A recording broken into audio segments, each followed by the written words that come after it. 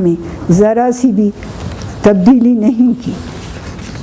اس کے بعد آپ دیکھیے قرآن ان لوگوں کے بارے میں جس کے متعلق یہ لوگ اس قدر دیدہ دلیری سے گفتگو کر رہے ہیں، کیا کہتا ہے؟ وَالَّذِينَ آمَنُوا وَهَاجَرُوا وَجَاهَدُوا فِي سَبِيلِ اللَّهِ، اور یہ لوگ جنہوں نے ہجرت کی اور انہوں نے جہاد کیا اللہ کی راہ میں، وَالَّذِينَ آوَوا وَنَصْرُوا، اور وہ لوگ جنہوں نے ان کو پناہ دی، اولئک ہم مومنون حقا، یہ حقیقی مومن ہیں، لہم مغفرۃ و رزق کریم، ان کے لیے مغفرت اور رزق کریم ہے۔ اور سب سے زیادہ جس بات کو قرآن خاص طور پر جس کا ذکر کرتا ہے وہ ان کی آپس میں ایک دوسرے کے ساتھ محبت ہے۔ تاریخ میں ایک جنگ ہے جس کو بہت اہمیت حاصل ہے، اور وہ ہے جنگ بدر۔ جنگ بدر کو یوم الفرقان بھی کہا گیا ہے، وہ دن جس میں کفر اور اسلام الگ الگ ہو کر سامنے آ گئے۔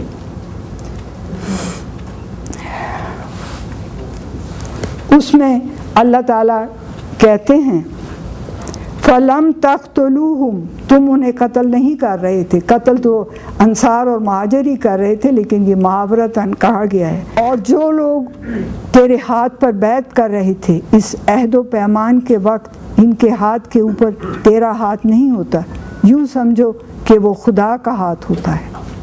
آپ نے دیکھا ان لوگوں کے درجات کس طرح قرآن کی روح سے کتنے بلند ہیں۔ والسابقون الاولون من المہاجرین والانصار والذین اتبعوہم بالاحسان رضی اللہ عنہم ورضوا عنہ وأعد لهم جنات تجری تحتها الانہار خالدین فیہا ابدا ذالک الفوز العظیم۔ آپ نے دیکھا وہ کہہ رہے ہیں کہ مجاہدین، انصار اور سب لوگ جو ہیں اللہ ان سے راضی ہو گیا اور وہ اس سے راضی ہو گئے، یعنی وہ ایک دوسرے سے ہم آہنگ ہو گئے، ایک دوسرے میں گھل مل گئے۔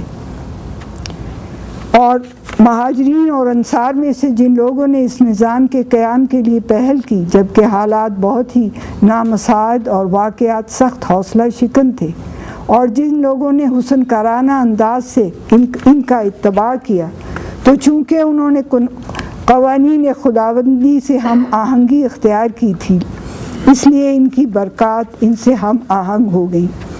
اس کے لیے ایسا جنتی معاشرت تیار کر دیا گیا جن کی شادابیوں میں کبھی کمی نہیں آئے گی، وہ اس میں ہمیشہ رہیں گے، اور یہ انسان کی بہت بڑی کامیابی اور کامرانی ہے۔ قرآن پاک جن لوگوں کے ایمان کی تصدیق کر رہا ہے انہیں مومن حقہ کہا گیا ہے۔ ان کے متعلق کسی قسم کا غلط خیال دل میں لانا قرآن کی تکذیب ہے۔ چہ جائے کا کہ تبری ان کے ایسے خاکے پیش کرے، اور مسلمان ان کتابوں کو صدیوں سے اپنے سینے سے لگائے پھر رہے ہیں اور ان کے خلاف ایک لفظ سننا برداشت نہیں کرتے۔ لیکن اس شر انگیز مواد سے کوئی مورخ یا کوئی شر پسند کوئی مواد لے کر کچھ لکھتا ہے تو ہم اسے مارنے پر تل جاتے ہیں۔ ان مورخوں کے نام کے ساتھ ہم نے فٹ فٹ لمبے القاب، احترام کے القاب لگا رکھے ہیں۔ اس میں یہاں اس کے سوا کیا کہا جا سکتا ہے کہ نعت کا سر گریباں کے اس سے کیا کہیے۔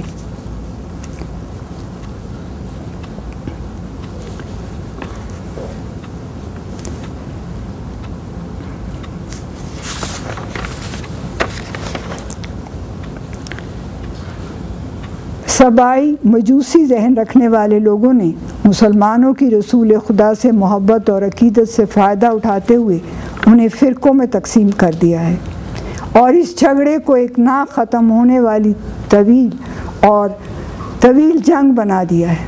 خیر یہ تو دشمنوں نے کیا، بیگانوں نے کیا، لیکن ہم جو قرآن پر ایمان رکھتے ہیں کیا کر رہے ہیں؟ عوام کو تو چھوڑیے، خواص حضرات جن کو دین کا علم ہے ان کو یہ اختلاف قرآن اور حدیث میں نظر نہیں آتا؟ اگر آتا ہے تو اسے رفع کرنے کے لیے انہوں نے کیا کیا؟ قرآن ان لوگوں کی اتنی تعریف کر رہا ہے، انہیں مومن حقہ کہہ رہا ہے، ان کے ہاتھ کو اپنا ہاتھ کہہ رہا ہے، اور اگر آپ قرآن میں سے گزر جائیں تو ان کی تعریفوں سے بھرا ہوا ہے، یہ انہوں نے یہ کیا۔ اور جب ہم ہسٹری کو کھولتے ہیں، تاریخ طبری کو کھولتے ہیں، تو وہ ایک دوسری طرف چلی جاتی ہے۔ کیا وجہ ہے کہ مسلمانوں نے آج تک اس کے خلاف ایک لفظ بھی نہیں کہا؟ کیا علماء حضرات کو یا وہ لوگ، ان اشخاص کو جو دین کا علم رکھتے ہیں، یہ تضاد نظر نہیں آتا کہ قرآن کیا کہہ رہا ہے اور تاریخ کیا کہہ رہی ہے؟ ان 1500 سالوں میں ان گنت فرقہ وارانہ فساد ہوئے، پر ہم نے کبھی ان واقعات کی اصلیت جاننے کے لیے کوئی تحقیق نہیں کی۔ بے شمار روپیہ اور توانائی جذباتی کاموں پر صرف ہو رہا ہے، لیکن تاریخی تحقیق کے لیے ہم کچھ خرچ نہیں کرتے۔ ہم لوگوں کو چاہیے، آپ کو معلوم ہے کہ آج کل کی دنیا میں تو لوگ یہ بھی معلوم کر لیتے ہیں، جو محقق ہیں، جو سائنٹسٹ ہیں، کہ یہ جو لال بیگ ہیں جنہیں عام طور پہ گھروں میں اور غسل خانوں میں ہم دیکھتے ہیں، یہ کروڑوں سو سال پہلے جو بہت عظیم الجثہ مخلوق یہاں پر تھی، ڈائناسور جسے ہم سب جانتے ہیں، ان کی ایک شکل ہے۔ تو کیا وجہ ہے کہ 1500 سال پہلے کی تاریخ ہم دریافت نہیں کر سکتے؟ ہمیں چاہیے کہ اپنی توانائیوں کا رخ تحقیق کی طرف موڑ دیں اور اپنے اندر تنقید برداشت کرنے کی عادت ڈالیں۔ تحقیق سے ہم ان گمشدہ اوراق کی تاریخ کو ڈھونڈ سکتے ہیں اور انسانوں کا رخ قرآن کریم کی طرف موڑ سکتے ہیں، جو تمام انسانیت کی فلاح و خوشحالی کا ضامن ہے۔ اس قرآنی نظام ربوبیت کی بنیاد ضد، حسد، باہمی رقابت، نفرت، عیب جوئی، لڑائی جھگڑے اور کینے پر نہیں ہے۔ اس کی بنیاد ایثار، قربانی، محبت، رفاقت اور عوام کی بھلائی اور انسانیت کی فلاح جیسے جذبات پر رکھی گئی ہے۔ یہی وجہ ہے کہ 1500 سال گزرنے کے بعد بھی لوگ کشاں کشاں اس کی طرف کھنچے چلے آ رہے ہیں۔ In the end, I would like to say that if there are people who want to ask me any questions in English, they may ask them and I will answer them back in English. Thank you.